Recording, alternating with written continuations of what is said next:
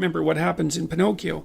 Pinocchio goes to Pleasure Island, and Pleasure Island is a place where impulsive pleasures can be had at a moment's notice. But what Pinocchio discovers, along with Jiminy Cricket, that Pleasure Island is run by masked totalitarians. They're all dressed in black, you remember, and they're turning the children and adolescents who are on Pleasure Island, they're depriving them of their voice, turning them into braying jackasses, and preparing to sell them as slaves to the salt mines. And so there's an implication in that story that the pursuit of impulsive pleasure is one route to totalitarianism and slavery, and I believe that. So perhaps orienting your language towards the gathering of impulsive pleasure is a misuse of your highest gift, the gift of logos, the gift of communication. The alternative is to orient yourself towards the highest good, as we already described, and then speak the truth. And you can tell when you're doing that or you can tell when you're not doing that, because if you're not telling the truth, if you're using someone else's words, you're being manipulated in a sense by forces that are behind the scenes. You're not using your own words. You're the puppet of an ideology or another thinker or your own impulsive desires. And you can tell when you're speaking like that because it makes you feel weak. It makes you feel weak and ashamed, and you can localize that feeling physiologically. If you listen to yourself talk, you can tell when you're speaking properly, you will experience a feeling of integration and strength. And when you're speaking in a deceitful or manipulative manner, you'll feel that you're starting to come apart at the seams. And what you need to do is practice only saying things that make you feel stronger. And that'll mean, to begin with, that you'll notice that almost everything you say is a lie. It's either a lie or someone else's words. It's very hard to find your own words, but you don't actually exist until you have your own words. So then you try to teach yourself how to speak your own truth, and you listen to other people while you're doing that, because they can help you shape and correct your words. They'll react to them badly if you formulate your ideas badly, and if you listen and pay attention, then you can learn to formulate your words more and more clearly and accurately, and that makes you more and more powerful. It gives you more and more authority, which is the beneficial form of power. Okay, so you do that, and then you have to make a decision of faith, and that's basically, that you can either use your language to manipulate the world and make it do what you want, or you can use your language to try to articulate the truth as carefully as you possibly can, and then you can see what happens. You have to let go of your desire for the consequences that you want. You have to assume that if you speak the truth, the results are the best that is possible under the circumstances. And so it's an exciting way of living in some sense. It's like continually walking off a cliff, because you don't know what's going to happen next if all you do is say what you think. And maybe you're at work and you say what you think and you get fired, and you think, oh my God, that's a terrible catastrophe. But maybe it's not, because maybe if you're working somewhere and you have to lie to maintain your job, maybe you shouldn't be there. Maybe it's deadening your soul and damaging you in some permanent manner and making you corrupt. And so you have to orient yourself. You have to speak the truth as carefully as you can. You have to listen to others so that you correct your speech. And then you have to allow the consequences that ensue to unfold as they will. That's the ultimate act of faith, I would say. Then you should educate yourself. And it's not that easy to do now, because you have to find people who can actually tell you mostly what to read, and maybe also how to write, because writing is a way of formulating your thoughts ever more precisely. That's why you go to university, to learn how to write. If you know how to write, you can think.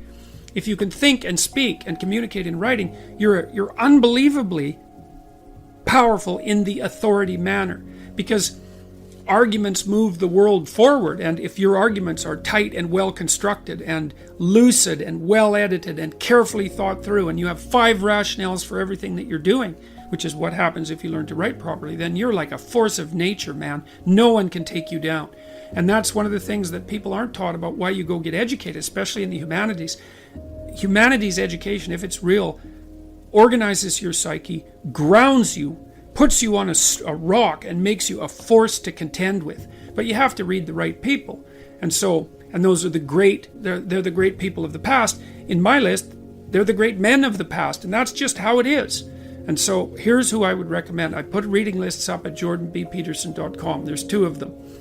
And the people that I recommend, primarily they're books written by the following list of people: Fyodor Dostoevsky, Leo Tolstoy, who I think perhaps the greatest novelist the world has ever seen, Alexander Solzhenitsyn, another great Russian novelist. I don't know what it is about the Russians, but man, they produce writers that are incomparable.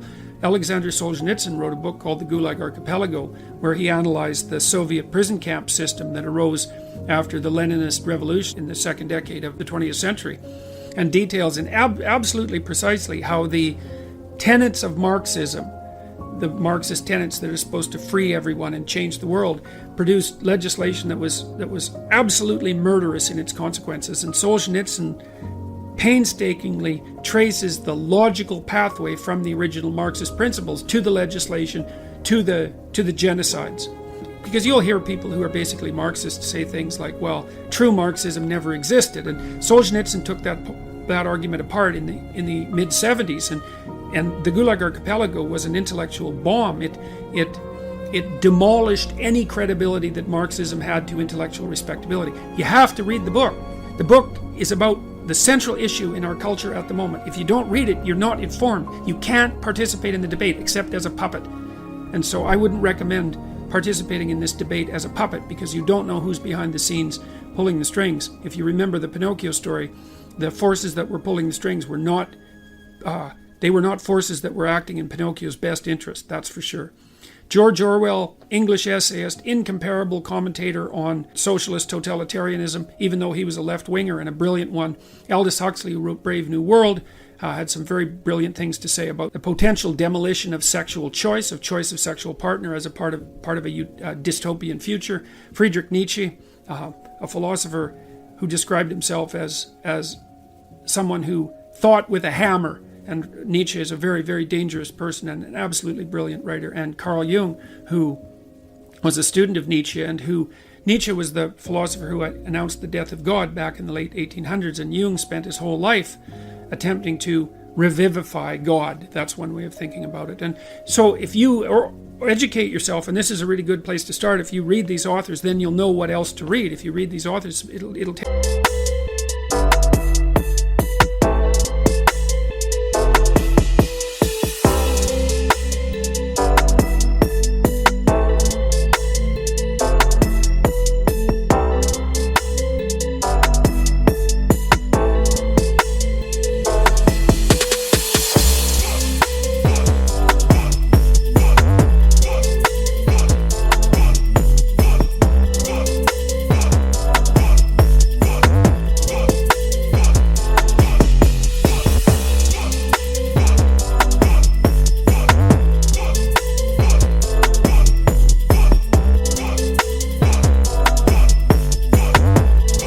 a good long time, and it will be very, very hard on you, and you won't be the same person when you come out, and that's very frightening. And because being torn down and rebuilt is no joke, but it beats the hell out of the alternative, which is just to stagnate and stay a stagnant infant, which is not something I recommend. There's nothing uglier than a stagnant 40-year-old infant.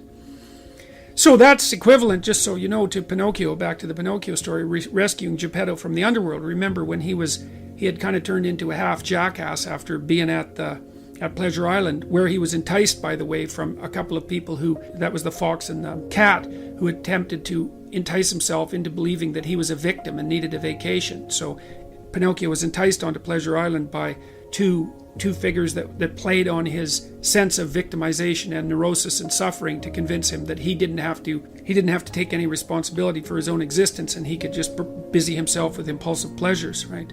That's how he fell into the hands of the totalitarians on Pleasure Island.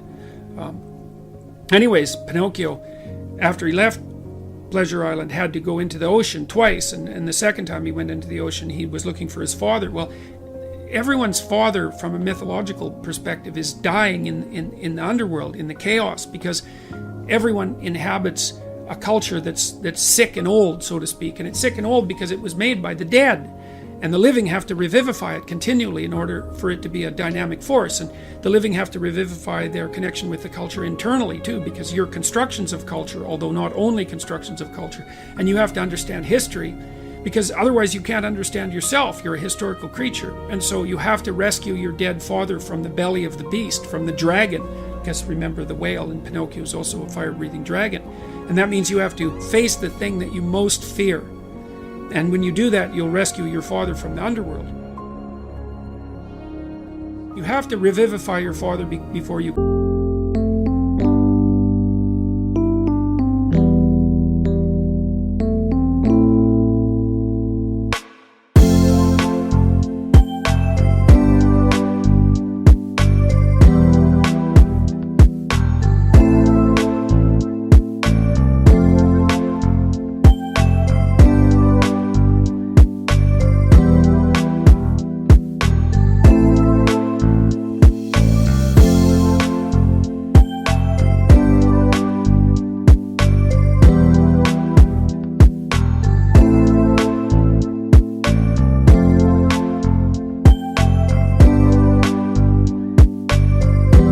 become real.